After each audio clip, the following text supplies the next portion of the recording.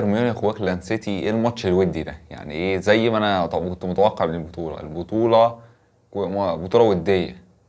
يعني انت ايه الفرقه ده؟ اداء سيء، واحده ما عمرها ما نمسك كوره تلعب قدام بايرن ميونخ باقل مجهود بيكسب 10. يعني جمال موسيالا لسه نازل في الشوط التاني جاب هاتريك، مولر جاب جونين، كومان جاب جونين، ساشا جاب جون، مايكل جاب جونين. ايه يا جماعه؟ ايه حفله الاجوان؟ الماتش ممل جدا. فين الكوره في كده؟ يعني انتوا عاملين بطوله الفرق اصلا مشاركه ميته، اغلب الماتشات ميته، اغلب الفرق اصلا اللي مشاركه في البطوله ما قدمتش موسم كويس، كلها اغلبهم مقدمين موسم سيء جدا. حتى برشلونه اللي مقدمه موسم جامد ما حط ما دخل ما جبتهاش البطوله. يعني انت في ايه؟ ولا ليفربول جايبتوا البطوله؟ طب في ايه يا جماعه البطوله المعفنه دي؟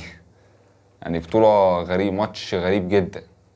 عليه بقى ايه؟ مستنين بقى الماتش اللي هو اهم ماتش اصلا لغايه دلوقتي، باريس سان جيرمان واتلتيكو مدريد، ده ان شاء الله نشوف فيه كوره، مش شلل كوره يعني مقدمين.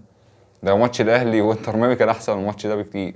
يعني الاهلي وانتر ميامي ما كانش فيه جوان، بس ده انت مفيش خالص، فرقه مش موجوده قدام فرقه بتلعب ماتشات وديه، ماتش خماسي 10-0. ايه يا جماعه الماتشات الغريبه دي؟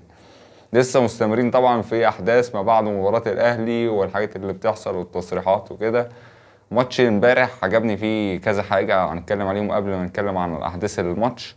اول حاجة الكاميرا اللي في الحكم دي متركبة في جسم الحكم، دي جامدة.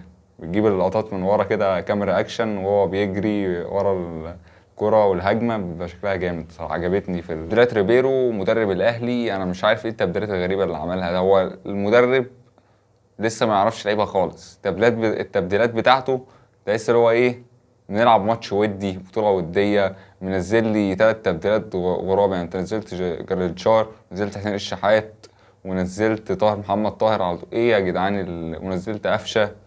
تبديلات ايه؟ التبديلات الغريبه اللي بتعملها؟ فين كابتن عماد النحاس ما يتكلم يعمل اي حاجه؟ يعني تبديلات غريبه خالص. نزلت زيزو الشوط الاولاني، الشوط التاني رحت مطلعه. هو زيزو ما شفته من الماتش، انا كنت حاطه في التشكيل اللي هو يبتدي الماتش، بس زيزو مش جاهز بدنيا ومش جاهز، ما عندوش ايه الماتشات، ما عندوش سنس الماتشات. يعني ايه؟ بقاله فتره ما لعبش، فايه حسيت الماتشات مش موجوده. فهو عيال هياخد على فترات. محمد بن رمضان بدنيا مش 100%، يعني هو يديك 50، يديك 40 دقيقه بالكتير.